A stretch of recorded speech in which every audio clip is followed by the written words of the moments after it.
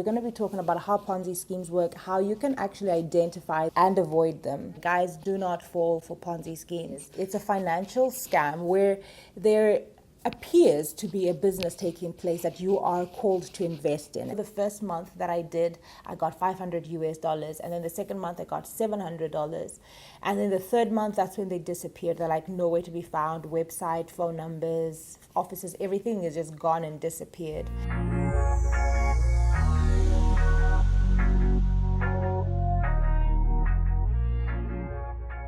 And this is coming from somebody who's actually been a victim of a Ponzi scheme. Yes, guys, I have been a victim of a Ponzi scheme, and I don't want you to fall prey to this. So we're going to be talking about how Ponzi schemes work, how you can actually identify and avoid them. And I want to advise as many people as I can, where possible. I would sing this. I would go to the mountaintops and shout this out, like, guys, do not fall for Ponzi schemes. Do not fall for Ponzi schemes. So what a Ponzi scheme is, it's a financial scam where there appears to be a business taking place that you are called to invest in. And this might happen even through somebody that you know. They're telling you that they made an investment into a certain company and they got a high return on their investment in a short period of time. So Ponzi schemes offer you a high financial return on such a short period of time. They can tell you like, oh, we're going to give you 25% every month on the investment that you make, or 50%, 100%. And in natural fact, there actually isn't any trading taking place. What's happening is that when you come in as an investor,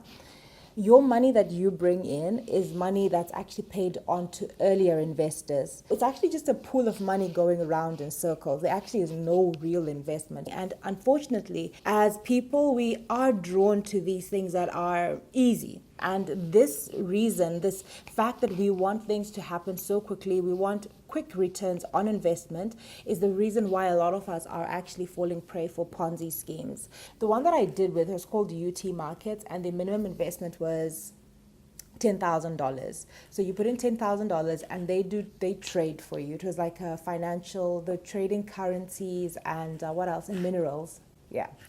They would pay how much? I can't remember the interest, the actual interest rate I was offered, but I know the first month that I did, I got $500, and then the second month I got $700, and then the third month, that's when they disappeared. They're like nowhere to be found. Website, phone numbers, offices, everything is just gone and disappeared. When I fell for that Ponzi scheme, I had no idea. I had just come to the first world. I was coming from a third world country, so I thought, you know what? These are some of those things that are possible. Like, you've come to this glitz and glam place, a land like where people think that there's gold on the streets, literally. So I was kind of naive, you know, I will say that honestly, but I thought it's legit, like you can actually make these kind of profits. I was a bit hesitant. I didn't get into it immediately, but so many of my colleagues had actually confessed and said that they'd been doing it, that they had multiple accounts and that they were getting money out of it. So even though I had a gut instinct not to go for it, I still went ahead and did it because a lot of people had a positive testimony of having gone through it, done it, and actually gotten a good amount of money for it. People had taken loans and had managed to pay back their loans from the profit. So these financial scammers, they will make sure that they pay out a good number of people so that these people go and advertise for them. They might even offer you a commission, like, oh, if you bring in other people, we will give you a commission. And Ponzi schemes, how they work and why they work so well is the fact that the first few waves of people are actually given back their money with that interest, and then they go out as testimonials. They go out and recruit other people. They become like agents. You know how word of mouth goes. So the term Ponzi scheme was actually named after a Charles Ponzi in the early 1900s. He was an Italian immigrant in the United States and later on moved to Canada and back to the United States. And the reason this scheme is termed after him, Ponzi scheme, is because of the magnitude he actually went at and did this thing. I mean, at the peak of his career, if I can call it that, but at the peak of his scheme, he was making, well, in today's value, it's like $300,000 a week from money that people were bringing to him as investment. He'd seen it in action being done by somebody else in Montreal, his like bank manager or his colleague, but it's definitely his boss did it and then fled the country. back to Italy, and he saw it being done.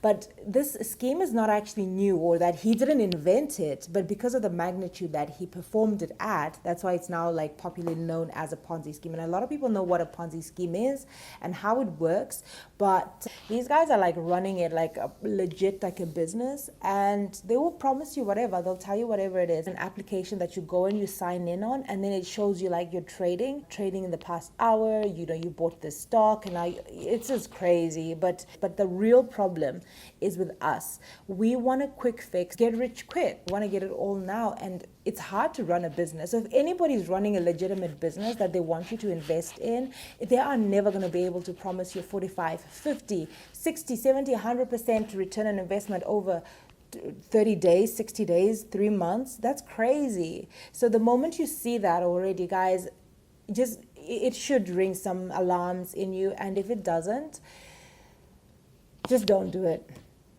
Don't do it. The thing with Ponzi schemes, they're guaranteed to collapse. They are guaranteed to collapse because there's no actual trade, there's no actual business to sustain it.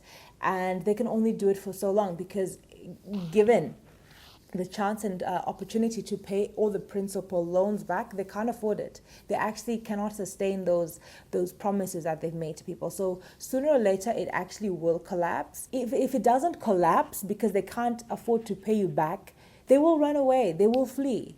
So it's going to end one of two ways. Either it's going to collapse because they cannot sustain these high return on investment that they're offering people, or they will just run away with your money. But ultimately, guys, just be really careful with these investments. Even though you will have friends and family and colleagues who are telling you they've done it and it's worked for them, I would not advise it. Just be wary and be very cautious of these things. At least from my own lessons in life, I've learned that being an entrepreneur is not a get-rich-quick scheme. It is not.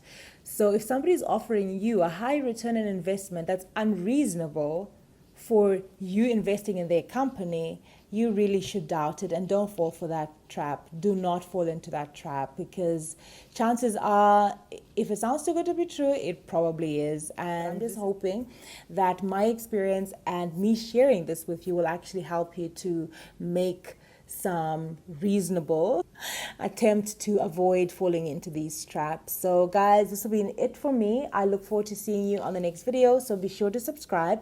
Don't forget to leave your thoughts, comments and feedback in the comment section below. Give this video a thumbs up if you like it, and I will see you on the next one.